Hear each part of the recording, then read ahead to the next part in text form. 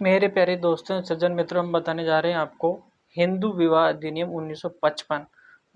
हिंदू विवाह अधिनियम 1955 में क्या क्या मुख्य धाराएं हैं और क्या क्या जानकारी योग्य सारी धाराएं उनके बारे में हम बताने जा रहे हैं। तो सबसे पहले प्रारंभिक प्रभाग में जो है सेक्शन 1 संक्षिप्त नाम और विस्तार इसमें दिया गया है कि अधिनियम का नाम क्या रहेगा और इसका विस्तार कहाँ कहाँ पे होगा। फिर सेक्शन 2 HMA की, इस हिंदू विवाह अधिनियम को HMA शॉर्ट में भी बोल सकते हैं। और दूसरा है अधिनियम का लागू होना। सेक्शन 2 में अधिनियम कहाँ कहाँ किस क्षेत्र को छोड़कर या संपूर्ण जगह पे लागू होगा उसके बारे में बताया गया है। कुछ इसमें स्पष्टीकरण भी दिए हैं और सेक्शन 3 में डेफिनेशंस दी गई है, जैसे रूढ़ी हुई, प्रथा हुई, वो उस हिसाब से परिभाषाओं का इसमें संकलन किया गया है। और अब बढ़ते हैं इसी क्रम में आगे सेक्शन 4 में अधिनियम का अध्यारोही प्रभाव। अधिनियम का अध्यारोही प्रभाव कहाँ कहाँ होगा वो सेक्शन 4 में है, प्रारंभिक प्रभाग में। और बढ़ते हैं हिंदू विवाह से संबंधित। हिंदू विवाह के लिए शर्तें क्या क्या होगी वो सेक्शन 5 में है कि हिंदुओं के बीच में जो विवाह होंगे उनकी कंडीशंस क्या होगी वो सेक्शन 5 में आपको मिलेगा। और बढ़ते हैं इसी क्रम में आगे HM में सेक्शन 6 में विवाह में अभिभावकता।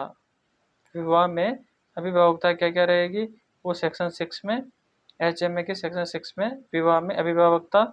और बढ़ते हैं इसी क्रम में आगे सेक्शन 7 हिंदू विवाह के लिए कर्मकांड। हिंदू विवाह के लिए कर्मकांड सेक्शन 7। फिर बढ़ते हैं सेक्शन 8 में हिंदू विवाहों का रजिस्ट्रीकरण। रजिस्ट्रीकरण के बारे में ये धारा है सेक्शन 8।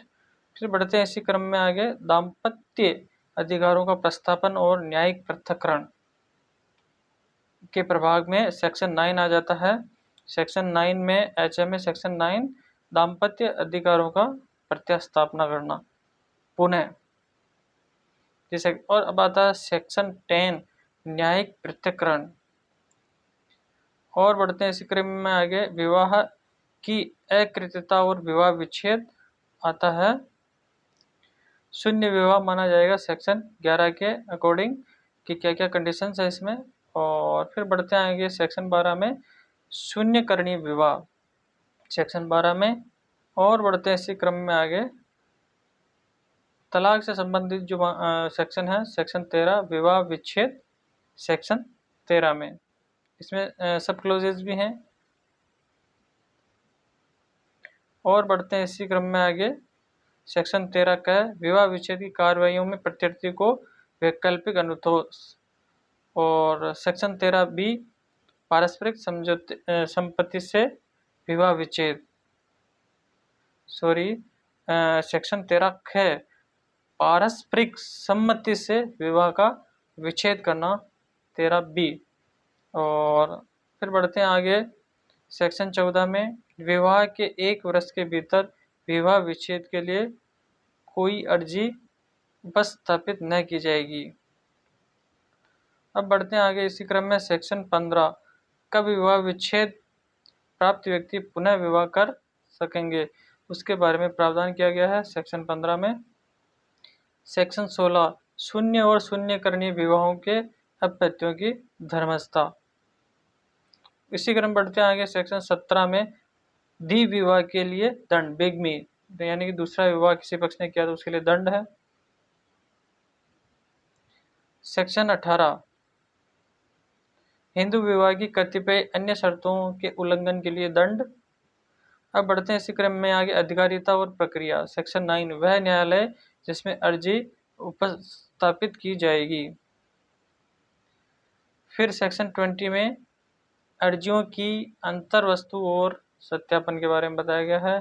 फिर सेक्शन 21 1908 के अधिनियम संख्यांक 5 का लागू होना।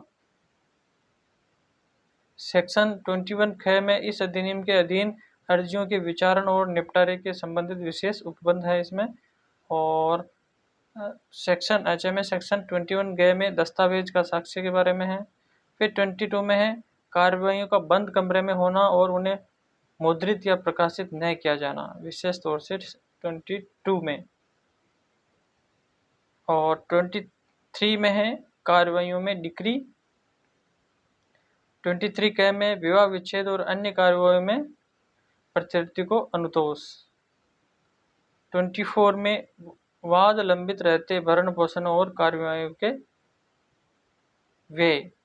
24 में वाद लंबित रहते भरण पोषण और कार्यवाहियों के व्यय के बारे में दिया गया है। जब तक वाद लंबित रहेगा तब तक का जो है भरण पोषण।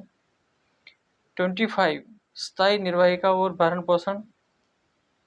26 अपत्यों की अभिरक्षा। 27 संपत्ति का व्ययन। 28 डिक्रियों और आदेशों की अपीलें। 28 के डिक्रियों और आदेशों का प्रवर्तन। अब बढ़ते हैं आगे व्यावर्तियों और निरसन के संबंध में। व्यावर्तियाँ और निरसन, यह सेक्शन 29 व्यावर्तियाँ हैं और 30 में निरसन के संबंधित। तो थैंक यू दोस्तों, बने रहे हमारे साथ और सब्सक्राइब करना ना भूलें। आपका प्यार हमें कमेंट बॉक्स में मिलता रहे। और ये जो हमने बताया है सेक्शन 1 से लेकर के 30 तक, ये HMA 1955 यानी कि हिंदू मैरिज एक्ट 1955 के बारे में हमने बताया। तो सब्सक्राइब करना ना भूलें और जानकारी अच्छी लगे तो शेयर अवश्य करें। Thank you very much.